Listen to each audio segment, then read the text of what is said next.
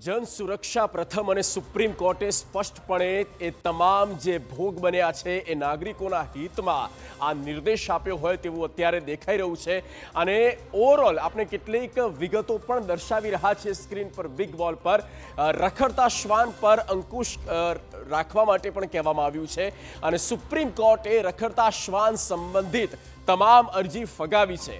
આ પહેલા જેટલી પણ અરજી થઈ હતી એ ફગાવી અને પહેલાનો જે નિર્ણય હતો 7 મહિનો તે યથાવત રાખ્યો। હિંસક શ્વાનોને મોતનું ઇન્જેક્શન આપવાનો પણ નિર્દેશ આપી દેવામાં આવ્યો છે। હડકાયું શ્વાન હોય તો ઇન્જેક્શન આપો।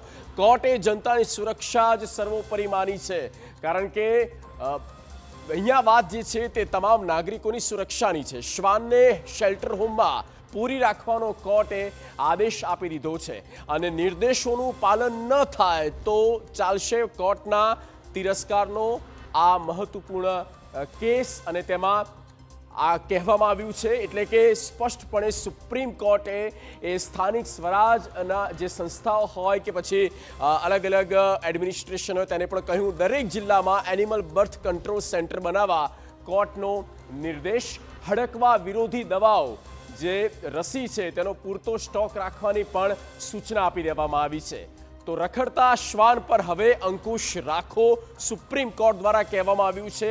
હવે કઈ રીતે એ સ્થાનિક સ્વરાજની સંસ્થાઓ હોય કે પછી ચૂંટાયેલી પાંખ હોય કઈ રીતે આ મામલાને હવે દૂર કરે છે નિરાકરણ લાવે છે તેની પર રહેશે નજર।